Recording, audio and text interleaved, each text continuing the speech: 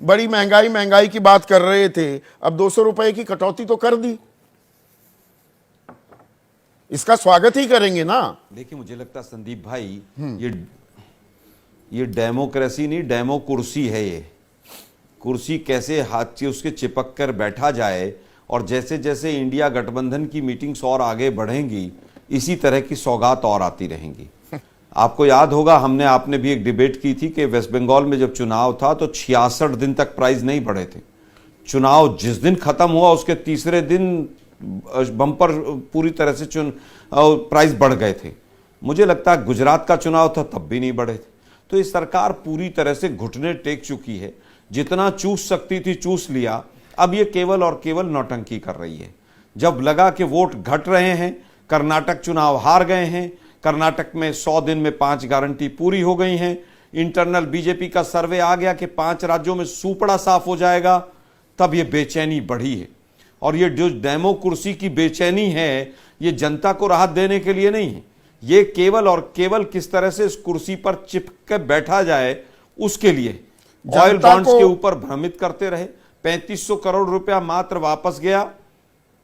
1,32,000 करोड़ में से मात्र 3500 करोड़ गया और कमाए 27 लाख करोड़। क्या मैं जान सकता हूं 2020 में कोरोना आया, उससे पहले कितनी बार एक्साइज ड्यूटी बढ़ी? 2020 से पहले भी ये लोग तो 19 लाख करोड़ रुपए एक्साइज ड्यूटी से पूरी तरह से चूस चुके थे। जीएसटी में क्यों नहीं लाए? अब देश की जनता समझ रही है। पर आप भी एक ही सिक्के का एक ही पहलू दिखा रहे हैं। आलोक, बीच में रोकूंगा, सिक्के का एक ही पहलू दिखा रहे हैं आप। क्या 11.5 करोड़ से ज्यादा शौचालय नहीं बने? क्या 9.5-10 करोड़ के करीब आवास नहीं दिए गए? 81 करोड़ लोगों को क्या 5 किलो अनाज नहीं दिया जा रहा? क्या 200 करोड़ टिक्के मुफ्त में नहीं लगे? तो कोई सरकार के पास, मैं तो पूर्व प्रधानमंत्री मनमोहन सिंह का ही बयान दोहराऊंगा यहां पर कि पैसे पेड़ पर नहीं उगते। मैं तीनों चीजों का उत्तर देता हूं भाई। 11.5 करोड़ टॉयलेट बन गए, इसकी कहीं लिस्ट नहीं मिल सकती। 25 से 26 करोड़ पूरे देश में परिवार हैं और एक एक घर में 3-3 परिवार भी रहते हैं जो एक टॉयलेट को यूज करते हैं। तो दूसरा आंकड़ा 81 करोड़ लोगों को राशन दे रहे हैं, यह आंकड़ा पता नहीं कहां से आया। कई लोगों ने आरटीआई लगाई, कहीं पर किसी वेबसाइट पे नहीं मिला कि कौन वो 81 करोड़ है। किसी एक राज्य ने आंकड़ा जारी नहीं किया, लेकिन स्मृति ईरानी ने एक बार बोल दिया तो तमाम बीजेपी के लोग उसको बोलते चले गए। तीसरी चीज, मुद्रा लोन हो, तमाम चीजें हो। मुद्रा लोन कहते हैं 33 करोड़ 35 करोड़ दे दिए, इसका मतलब हर घर में 1.5 मुद्रा लोन हो गया। मुझे लगता है आंकड़े पूरी तरह से भ्रामक हैं। जिस देश में 84% बच्चे मॉल न्यूट्रिशन से पैदा हो रहे हों और फूड सिक्योरिटी बिल नहीं ला रहे हों, और उसके बाद अरबपतियों की संख्या लगातार बढ़ रही हो, गरीब गरीब होता जा रहा हो, अमीर अमीर होता जा रहा हो, तो ये सारे के सारे आंकड़े बेमानी हैं। मुद्दे की बात सीधी सीधी है कि मोदी जी और मोदी जी की सरकार केवल और केवल वोट की चोट से डरती है। इसके अलावा इनको कुछ समझ नहीं आता है। अभी 3 दिन पहले मोदी जी अडानी को पोर्ट दिलवाते घूम रहे थे, लेकिन मुझे लगता है कि देश की जनता को राहत तभी मिलेगी जब इस सरकार को हम हटा देंगे। जितनी वोट की चोट जनता इनको मारेगी, उतना जनता को राहत मिलती चली जाएगी। तो चोट तो आप भी मारते पूरी हैं। तरह से सरकार सिर्फ केंद्र सरकार नहीं, एक मिनट रुकिए ना, राज्य सरकारों की भी बात करें, जो कुल मिलाकर पेट्रोलियम सेक्टर एक्सचेकर को हमारे खजाने में जितना पैसा देता है, उसमें केंद्र के खाते में तो 149% का इजाफा हुआ, लेकिन राज्यों के खाते में भी 100% दोगुने पैसे आए।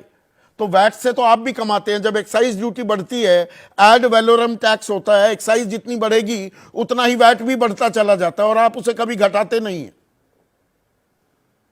और इसमें मैं आपकी महाराष्ट्र की सरकार अब नहीं है, राजस्थान की भी बात करूंगा, छत्तीसगढ़ की भी बात करूंगा। देखिए मुझे लगता है कि वैल्यू एडिड टैक्स में अगर नीचे से बेस प्राइस बढ़ता चलेगा तो स्वाभाविक है कि वैट बढ़ता चला जाएगा। हम तो कह रहे हैं कि आप एक्साइज ड्यूटी घटाइए, वैट ऑटोमेटिकली कम हो जाएगा, क्योंकि वैल्यू एडिड टैक्स जो है वैट, वो तो पूरी तरह से बेस प्राइस पे ही लगेगा। और जीएसटी का जो राज्यों का पैसा है वो समय पर दे दीजिए।